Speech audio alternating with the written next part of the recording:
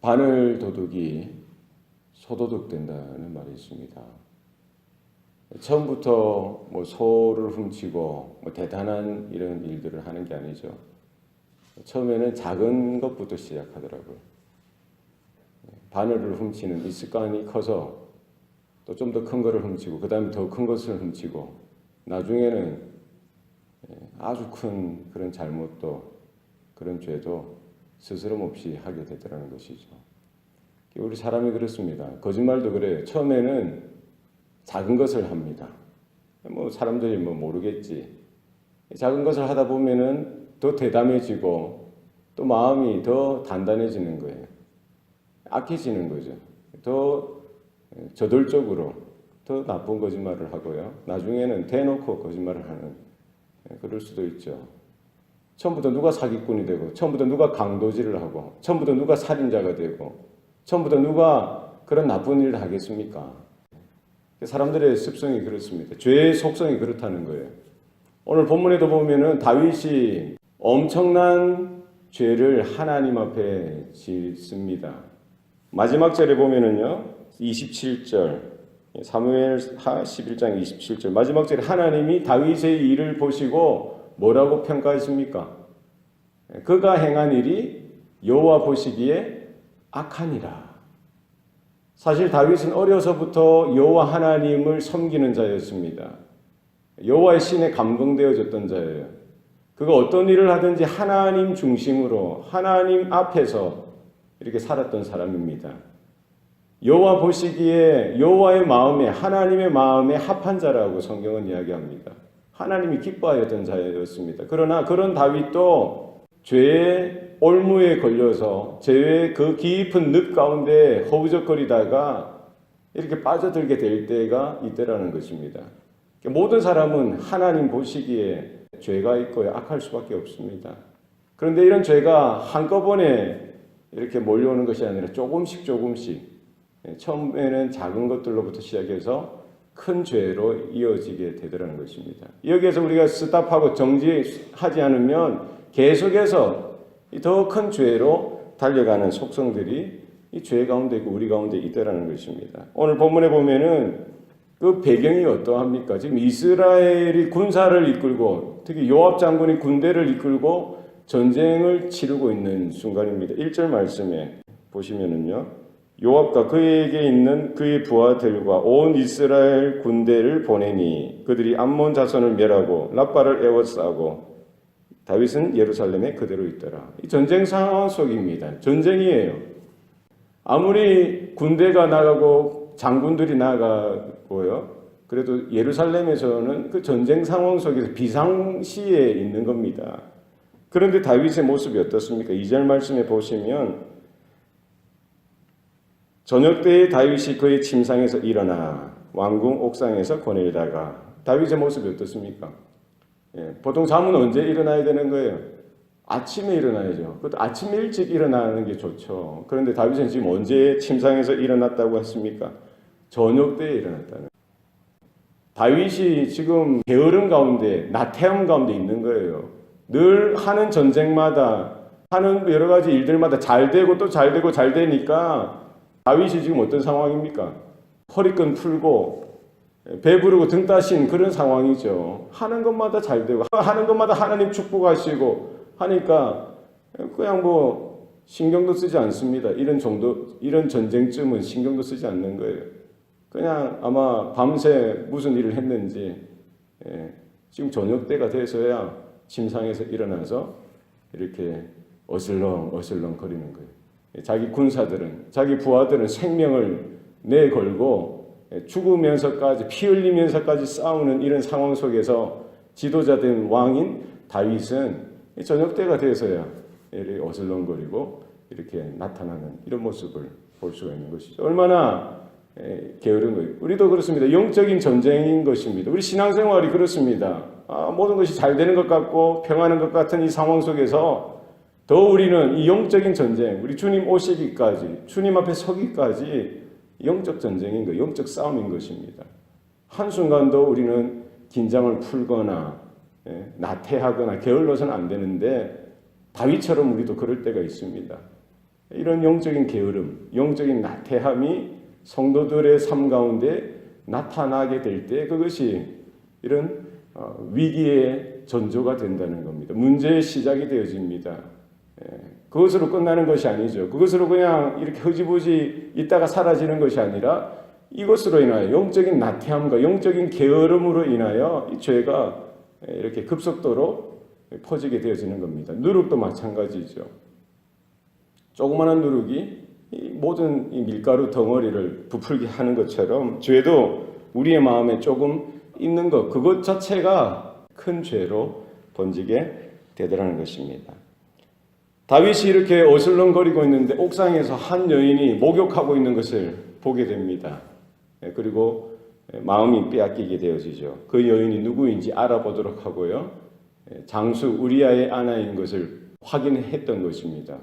그럼 거기서 멈춰야죠. 그렇지 않습니까? 남의 아내인데 임자가 있고 이미 결혼한 여인이면은 거기서 멈춰야죠. 다윗은 거기서 멈추지 못하는 거예요. 그래서 이 죄는 뭡니까? 마음으로 시작되어지면 또 눈으로 보는 대로 시작되어지는 거예요. 안목의 정욕이죠. 하와가 선악과를 바라보고 보기에 좋다는 거예요. 먹음직도 하고 지혜롭게 할 만큼 탐스럽기도 하고 보는 데에서 이런 죄의 모습들이 나타나는 겁니다. 우리가 눈에 보인다고 해서 무엇이든지 보아서는 안 되는 겁니다. 세상에 얼마나 악한 것들이 우리를 유혹하는 것들이 많은지 우리는 늘 경계해야 되는 것이죠. 생각하고 보고 거기에 탐심이 생기고 탐욕이 생기고 이 죄된 모습이 생겨나는 것입니다. 여기서라도 끊어버려야 되는데 여기서라도 정지해야 되는데 다윗은 그러지 못하고 계속해서 나가는 거예요. 죄의 모습으로 나아갑니다. 사람을 보내서 그 여인을 데려오게 해서요.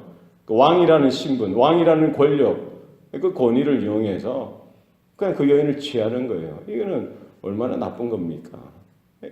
그래서 이 상황들이 계속해서 번지는 겁니다. 죄는 그냥 또 다른 죄를 낳고요. 거짓말은 또 다른 거짓말을 낳고 이것이 그럴 수밖에 없어요. 한 가지 잘못이 또 다른 잘못으로 번지게 되어질 수밖에 없더라는 거예요. 그러니까 이제 더 이상 다윗조차도 손쓸 수 없는 상황이 벌어지게 된 것입니다. 그 여인이 임신하게 되어지고 또 다른 문제가 생겨나게 되어지고요. 다윗은 그때라도 멈춰야 되는데 그것을 은폐하기 위해서 그것을 가리기 위해서 숨기기 위해서 무엇을 합니까? 자기 나름대로의 전략을 잔꾀를 부리고요. 음모를 꾸미게 되어지는 거예요. 처음에는 우리야 그 장군 우리야를 전장터에서 오게 해서 그 여인과 합방하게 해서 자연스럽게 이를 문제를 해결하려고 하지만 자기 뜻대로 자기 마음대로 되어지지 않는 것이죠.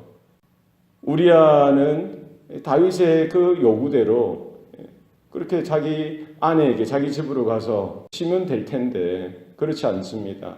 전장터에 있는 자기의 상관을 생각하고 자기의 부하들을 생각하고 자기 전우들을 생각하고 나라를 생각하고 민족을 생각하다 보니까 어찌 그 한순간이라도 하룻밤이라도 자기가 마음을 놓고 집에 돌아가서 아내와 즐기고 그렇게 쉴 수 있겠느냐. 그 양심이 허락하지 않는 것이죠. 상식만 있어도 충성심만 있어도 좀 우리야처럼 그렇게 충성된 그런 것이 당연한 것이죠. 그렇지 않습니까? 그러니까 이 모든 것이 다윗 뜻대로 되어지지 않는 것입니다. 몇 번을 강권해도 우리야는 꿈쩍도 하지 않으니까 다윗이 어떻게 합니까? 편지를 써서 장수 요압에게 보내는 거예요. 우리야는 그것도 알지도 못하고 편지를 들고 그의 상관, 그의 장수인 요압에게 갖다 바치고요. 그 편지의 내용이 뭡니까? 우리야를 전쟁터의 최전방에 세워서 작전을 하다가 나머지 군사들은 뒤로 물러나라는 거예요. 그런 속에서 우리야가 자연스럽게 그 전쟁터에서 죽도록 하라는 거예요. 요압이 바른 장수이면 아무리 왕이 시켜도 그것은 악한 것인 줄 알고 그것에 대해서 항의를 한다든지 항명이라도 해야 될 거 아니겠어요? 그러나 요압도 마찬가지입니다. 권력의 생리를 알고요. 정말 왕이 이야기하는 것, 왕의 비위를 건드리지 아니하고 그 요구를 그대로 들어주는 것이죠. 잘못된 것은 잘못된 것이라고 이야기할 수 있어야 되고요. 같은 전우고 같은 부하 그 한 생명이 얼마나 귀한 것입니까? 그런 문맥을 몰라도 그 왕의 그 명령이 잘못되어졌다는 것을 요압 장군도 분명히 알았을 텐데 거기에 대해서 전혀 항변하지 아니하고 순순히 모든 것을 다윗의 뜻대로 그렇게 해버리는 것입니다. 그것이 권력의 생리고요. 사람 마음에 있는 그런 악한 동기요, 죄의 모습이더라는 것이죠. 결국 다윗은 이렇게 영적인 게으름, 나태함에서 시작해서요. 결국 이런 안목의 정욕, 또 여인을 범하게 되어지고 이런 간음, 부정함뿐만 아니라 그 자신의 부끄러움을 가리기 위해서 살인까지 서슴지 않고 저지르는 이 모습들을 우리가 바라볼 수 있는 것이죠. 이것이 다윗의 부끄러움이고 다윗의 수치일 뿐만 아니라 우리 모든 사람들 속에 있는 죄의 참상이고요. 본질이다라는 것입니다. 우리 안에도 이런 죄의 모습들이 있을 수가 있고요. 우리가 하나님 앞에 날마다 깨어있지 않으면 죄가 유혹으로 우리 가운데 다가오고요. 악한 사탄마귀는 택한 하나님의 자녀까지도 물고 늘어뜨리고요. 삼키고 넘어뜨리기 위해서 호시탐탐 노리고 있다는 사실을 우리는 기억해야 할 것입니다. 결국 이 다윗의 이런 악행으로 인해서 다윗의 나라 이스라엘이 분열되어지는 그런 하나님의 심판까지 이어지게 되어지는 것을 우리는 다음 본문들을 통해서 확인할 수가 있는 것입니다. 다윗이라 할지라도 죄를 짓고는 하나님 앞에 바로 설 수 없고요. 이 죄의 문제를 해결하지 않고는 하나님의 은혜를 받을 수 없다는 거예요. 그러나 아무리 큰 죄도 하나님 앞에 회개하고 자복하고 돌이키면 하나님은 용서하시고 은혜로 다시 그 죄가 죄사함을 받게 하시고 새로운 출발을 허락토록 하시는 것입니다. 사울도 마찬가지고 다윗도 마찬가지예요. 누구든지 하나님 앞에서 그 죄로 인정하고 회개하고 돌이키면 하나님이 용서해 주시는 거예요. 그러나 완악하여서 강팍하여서 그 죄로 인정하지 아니하고 계속해서 그 길로 쫓아가면 결국 멸망의 길로 나아가게 되어진다는 사실을 우리는 기억해야 됩니다. 하나님이 다 아시는 거예요. 다윗은 사람들만 속이면 된다라고 생각했을 거예요. 자기 부하들, 자기의 신하들, 백성들만 속이면 된다라고 생각했지만 결국 사람들은 속일 수 있을지언정 상천하지에 살아계신 하나님의 눈을 속일 인생은 없다는 겁니다. 자기 양심도 알았을 것이고 더 분명한 하나님께서 다윗의 그 중심을 아시고요. 그 악행을, 그 동기를, 그 모든 상황을 하나님께서는 침묵하시지만 지켜보고 계시고 결국 하나님께서 다윗을 평가하시고 또 채찍질로 징계하시는 하나님이시라는 것을 우리는 말씀을 통해서 바라볼 수가 있는 것이죠. 우리가 하나님 앞에서 작은 죄, 이것을 죄는 모양이라도 버리라고 했습니다. 작은 나태함, 영적인 나태함, 영적인 게으름부터 이런 죄가 나중에 눈덩이처럼 커지게 되어지는 것을 우리는 본문을 통해서 발견하는 것입니다.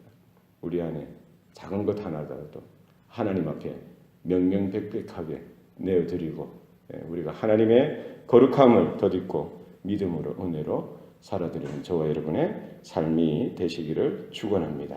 기도하시겠습니다. 살아계신 아버지 하나님, 오늘도 하나님의 은혜 가운데 있게 하시니 감사합니다.